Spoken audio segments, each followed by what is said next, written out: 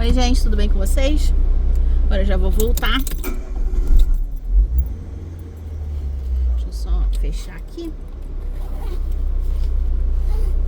Ver se tá tudo certo. Hoje fez um calor bem agradável, graças a Deus, porque eu já não tô aguentando mais sentir frio.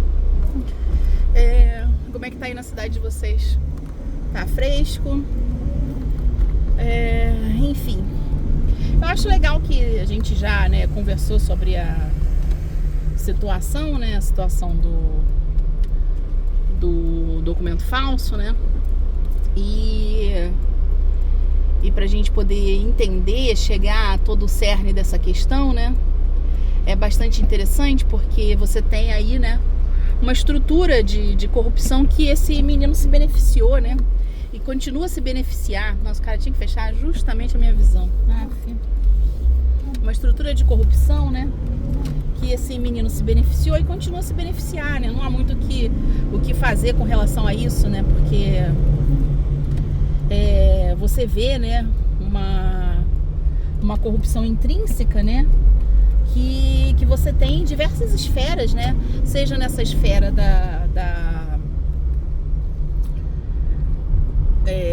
das estruturas políticas, nas quais ele tem se articulado bastante, virando aí o investigador desse pessoal que quer se dar bem, nessa política. E também, de certa forma, usando esses mecanismos, que ele tem hoje, que são esses mecanismos de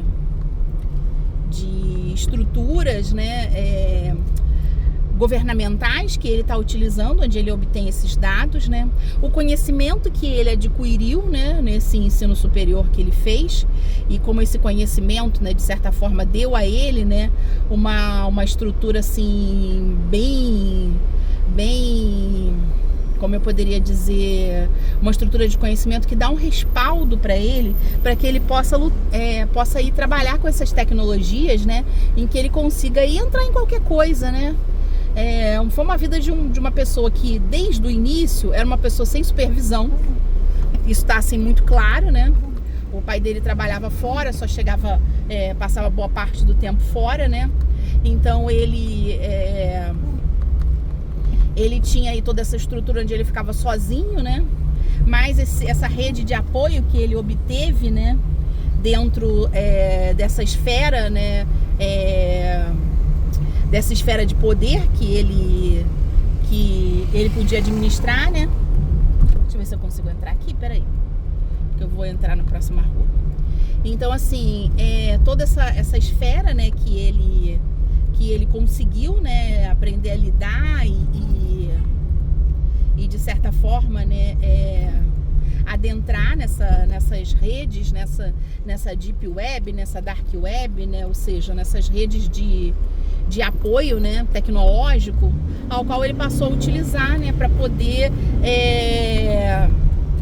poder lidar, com toda essa parte de hackeamento, todo esse conhecimento que ele adquiriu, para ele poder hackear, para ele poder entrar em qualquer rede, em qualquer situação, Enfim, e esse conhecimento ele adquiriu, tanto com esse mestre, esse cara com o qual ele trabalhou, esse monstro, tá?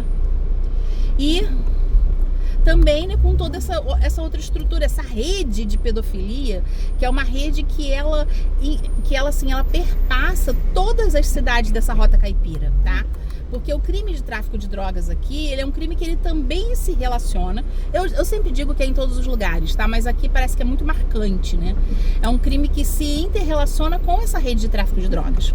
Então você tem toda uma estrutura, uma estrutura de poder, uma estrutura de ganhos exorbitantes, onde essas pessoas se aproveitam, dessa instabilidade do Estado, dessa estrutura permissiva, dessa estrutura que não consegue, de certa forma, lidar, com esses tipos de conhecimento, que não consegue se atualizar frente a esse crime organizado, que é um crime organizado latente, é um crime organizado muito muito articulado, muito com conhecimento, né? Que eles fazem pequenos manuais, fazem, né, articulações que de certa forma são muito simples desse pessoal lidar, entendeu? Eu acho que não é aqui que eu vou ter que virar. Eu acho que vai ser mais lá na frente. Então, assim... E aí você tem toda essa infraestrutura, né, essa esfera de poder que de certa forma beneficia, né? Beneficia esse tráfico de drogas, essa rede de pedofilia local, tá? Aqui você tem cidades onde você tem essa rede de pedofilia muito forte, mas muito forte mesmo, que é, por exemplo, o caso da cidade de Irapuru, onde você tem ali toda uma estrutura, uma infraestrutura, tá? Uma infraestrutura que é assim, que é chocante, que você fica assim impressionado. E é uma estrutura de estupros e de rede de comercialização de materiais pornográficos que ela se interpassa, ela se relaciona, entendeu? Com toda essa criminalidade que está, de certa forma, aí, né, articulando, né, com essas redes virtuais e essa facilidade encontrada, né, dentro dessa rede virtual, para que você tenha aí o cometimento, né, desses crimes, para que você tenha toda essa infraestrutura, né, funcionando, né, sem deixar rastro, né, porque o documento falso, ele é conhecido como esse moleque daqui que nunca deixa rastro nos crimes. Ele é conhecido pela população inteira, assim, sabe? Como o cara que não deixa rastro, ele não deixa nenhuma pista. E todo mundo ficou, assim, muito chocado quando ele foi pego pela polícia. Por quê? Porque ele não estava esperando. E aí, ele começou numa saga, né? Pra descobrir quem foi que tinha dedurado ele. E ele acha que fui eu que dedurei ele. Quem dera eu realmente tivesse sabido que ele era esse tipo de pessoa, porque eu já teria, sinceramente, entregue o nome dele, o CPF dele, o endereço dele há muito tempo para a Polícia Federal. Só que eu não sabia de nada disso, tá? Eu nem conhecia esse rapaz, entendeu? Eu só fui conhecer esse rapaz quando ele foi trabalhar dentro dessas infraestruturas governamentais, e quando eu tive que ir lá no trabalho dele pela primeira vez. Então, assim, foi ali que eu fui conhecer esse rapaz. E ele fez uma devassa na minha vida, vocês não têm noção. Ele fez uma devassa. Ele entrou em todos os sistemas para poder arrumar qualquer pingo no i, entendeu? Na minha vida. Só que ele não conseguiu. Ele não conseguiu, tá? E ele faz toda essa comercialização, né? Frente aí com determinados empresários aqui da região, nessa questão de emitir documento falso. Por isso que o nome, né, veio, né? Porque ele é perito nisso. E aqui, como eu já expliquei para vocês naquele vídeo do CNPJ, há uma necessidade muito grande de se ter, né, documentos falsos nesse sentido, em que você pode, né, tá aí trabalhando, né, para obter determinado tipo de documento para conseguir empréstimo, para conseguir montar uma empresa, para fraudar uma licitação e tal.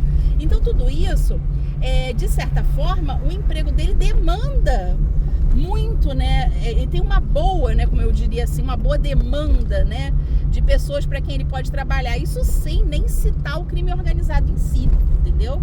Isso sem nem citar o crime organizado em si, que aí a situação fica mais gritante, né, mais apavorante, com toda certeza, né?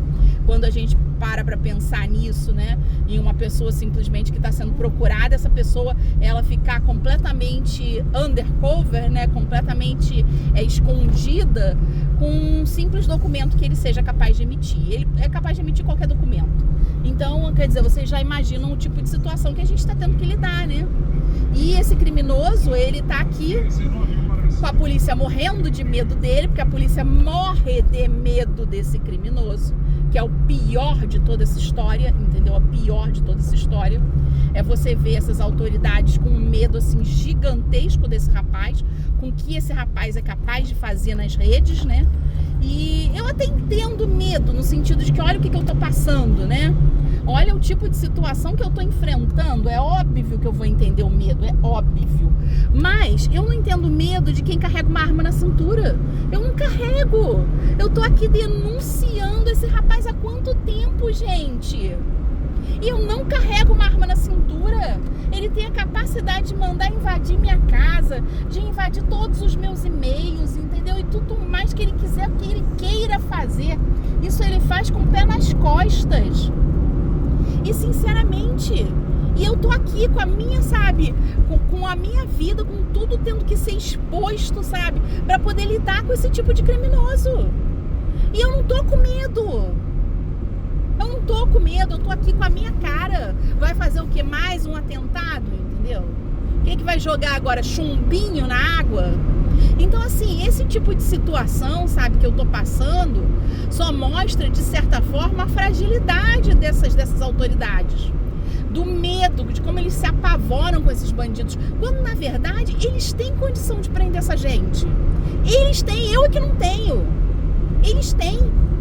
Então, assim, essas pessoas que deveriam estar combatendo uma pessoa que aterroriza uma população, essas pessoas, elas estão com medo. Elas estão com medo do que ele é capaz de fazer.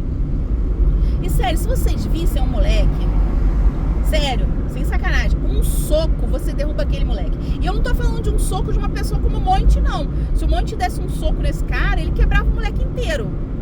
Eu tô falando assim de um soco meu. É um moleque que você não consegue nem acreditar, sabe? Nem acreditar. Que assim, você olha, sabe? Você diz assim, eu não acredito que tá todo mundo com medo dessa pessoa. Parece que você vive assim numa situação de um filme, entendeu? Um filme com uma pessoa assim que é inexpressiva para qualquer coisa. E essa pessoa é a pessoa que tá fazendo um terrorismo gigantesco. Esse é o poder do documento falso. É o poder da invasão de privacidade. É o poder da chantagem, tá? Então, assim, o documento falso, ele é poderoso nesse sentido. É aí que ele se faz, né? Ele se faz nessas possibilidades de que as pessoas não querem que determinados seus problemas pessoais seus sejam expostos.